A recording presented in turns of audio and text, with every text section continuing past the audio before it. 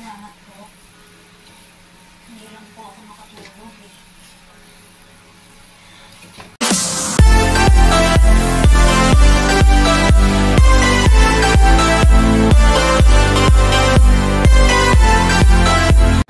Good morning mga kaibon. Welcome back to my YouTube channel, Kuya Search Vlog.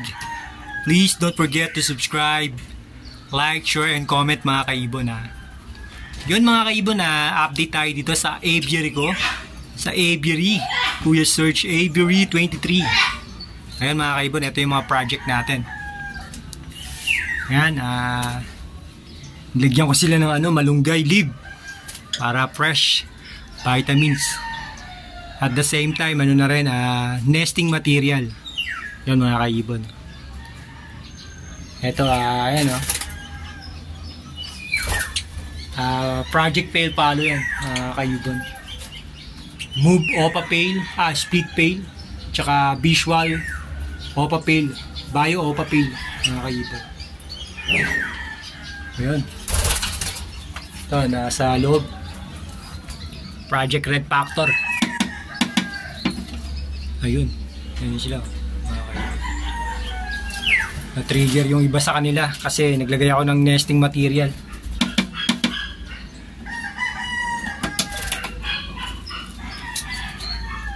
Ayun Hello, RF. Si RF po. RF. Diba? Mas mo Oh my God! No! Lumabas na. Green. Post RF. Green OPA. Post RF din mga kaibon. Project Red Factor. Galing yan kay Sir Alvin. Shoutout sa iyo, sir. At yan po ay kay Sir Noel. Sir Noel Baguio. Baguio lang yan mga kaibon. At dito naman mga kaibon, ayan yung mga young flight bird natin. Ayan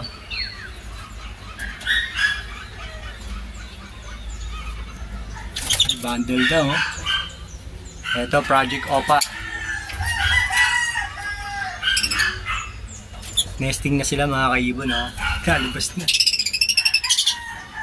Back to back OPA, Bio and Blue. Project OPA yan mga kaibon. Ito back to back din OPA, Split Ino, Project Lutino mga kaibon. At yun mga kaibon, meron tayong DIY project na gagawin. Ito prebiotic ni Kuya Search. Yan, ito yung mga ingredients natin mga kaibon. Syempre malunggay, honey, Yakult, saging na saba, at ito giniling na bigas, at yung molasses, pero gawa siya sa mga kaibon asukal na pula. Yan, pinainit ko na sa tubig. At yan mga kaibon, ito yung mga gagamitin natin na blender at imbudo. At syempre lagayan para sa stock na prebiotic na gagawin natin mga kaibon. Yan mga kaibon, samahan nyo ako mga kaibon. Maraming salamat sa inyong suporta. Maraming salamat mga kaibon. First step natin, lalagyan natin ng tubig to kasi hindi natin siya malalagay, hindi siya kasya dito sa imbudo, para magtuloy-tuloy yung agos mga kaibon. Okay, lagyan na natin ng tubig mga kaibon para matunaw yung giniling na bigas. Ayun. Tapos saluhin lang natin mga kaibon.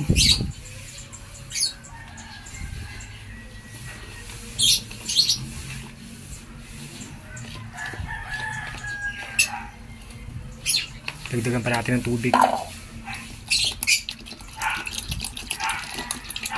Ayun, malaking bagay kasi ito mga kaibon.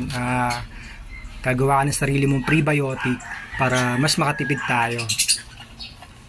Ayun.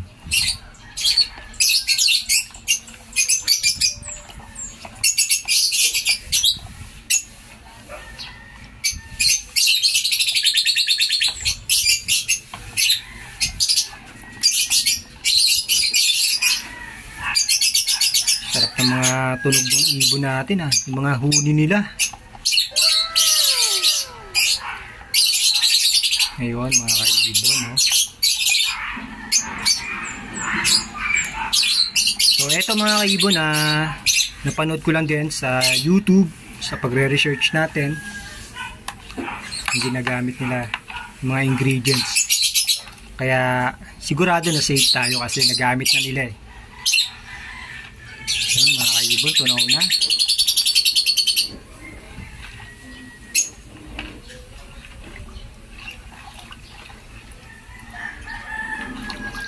A few moments later. Yun. Lalagay na natin ngayon mga kaibon sa galon. Sa container natin, So, ayan. Lalagay natin sila dito. Lalagay natin siya. Ayan mga kaibon. Kung nakikita nyo yan mga kaibon, ano po yan? Malunggay leaf. Hindi po yan dumi Ayun mga kaibon. Sana may katulong ako. Ayan Oh! Uy! Ayun mga kaibon. Medyo natapo ng konti. Pero yakang-yaka yan. Yakang-yaka ni Kuya Serge yan. Ayun. Sama na natin yan. So para lagyan lang natin ito ng tubig mga kaibon. Ayun. So magtitira tayo ng tubig pa, mga kaibon para sa malunggay pag blend natin. Ayan mga kaibon. Excited na rin tayo sa sariling gawa natin na prebiotic. Yun. Tapos sunod naman natin ang So mga kaibon, ito naman ang kasunod natin na step, ang pag-blend natin ng malunggay leaf. Tandaan lang natin mga kaibon.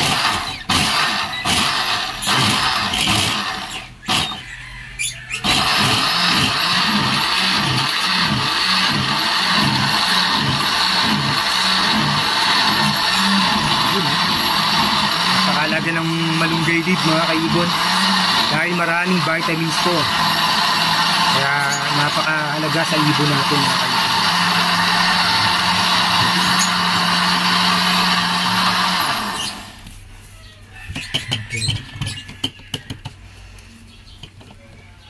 Yan yung mga kaibon para yung iba madurog din.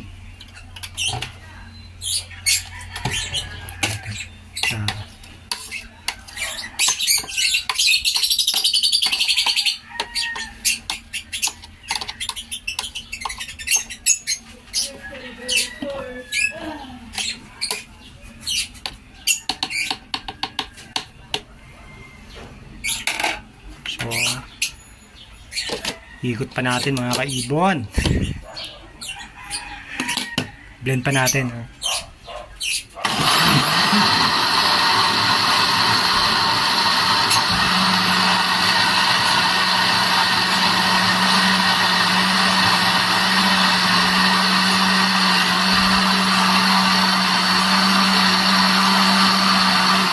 Pwede na siguro yan mga kaibon. Durog na durog na. So ngayon, isasali natin yan mga kaibon. Wait lang mga kaibon Nasa tayo labese. Gawin natin ito.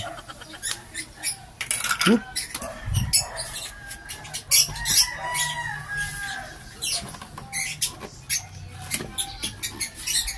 So yun mga kaibon.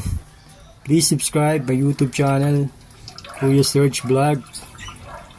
Hoy, ang hirap nito Yan, wait lang mga kaibon. Kailangan natin ng kutsara.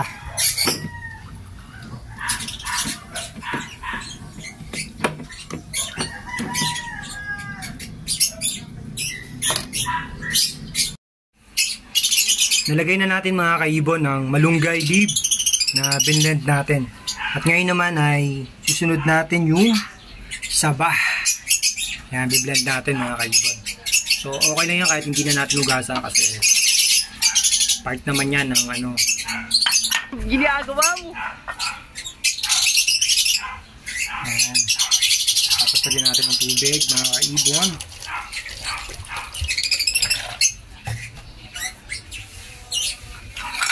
Panahuli natin.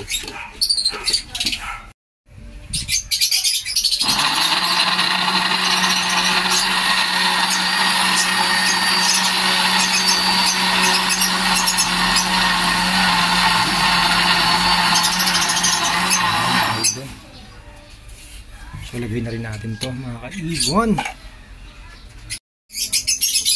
Ito na yung saging na taba mga kaibon.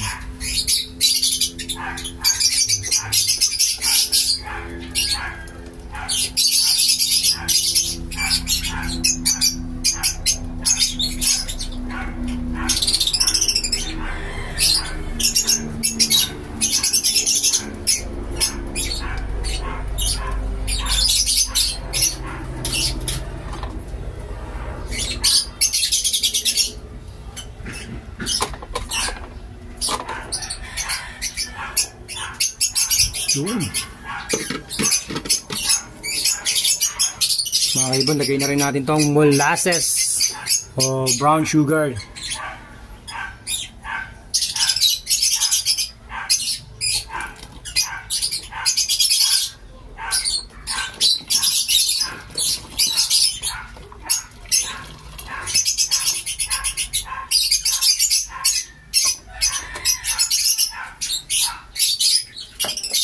At sunod na rin natin ang honey at Yakult mga kaibon. At sunod natin ilalagay mga kaibon ay ang Yakult. 3 pirasong Yakult mga kaibon at 1 basong honey. Yun mga kaibon, malapit na tayo matapos. Ayun.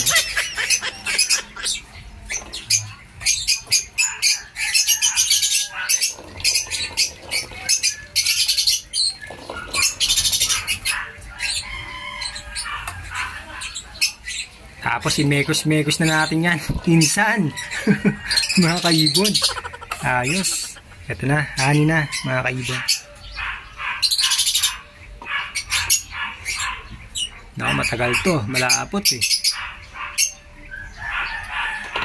Shake natin. Ayun oh. Naghahalo yung mga kaibon.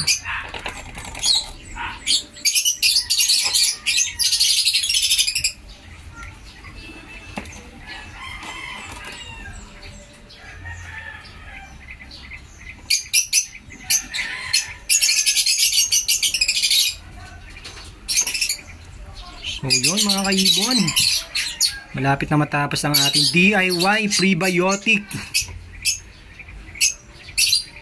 Ang ganda talaga ng panahon ngayon mga kaibon, yung era, no? Dahil nabibigyan tayo ng mga tamang information about sa mga bagay na gusto natin, gaya ng paggawa ng prebiotic. Ganon din sa pag-iibon, no mga kaibon, dahil tamang information yung nakukuha natin. Hindi gaya dati na wala tayong mga idea, manual pa.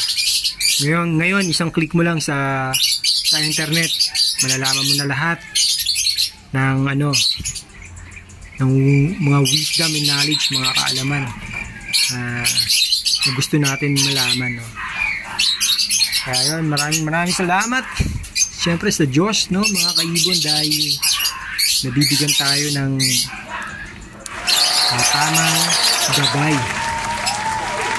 Nangawit ako mga kaibon.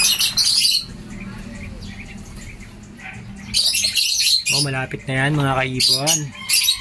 Check pa natin. Yan mga kaibon, don't forget to subscribe, to my YouTube channel, Kuya Serge Vlog.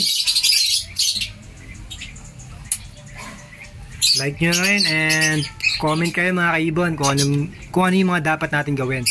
I-improve natin sa ating pag-iibon at pagbablog. Medyo hindi ko pa kabisado yung mga mutation ng ibon. Pero syempre, tuloy-tuloy lang sa pag-aaral ng mga kaibon.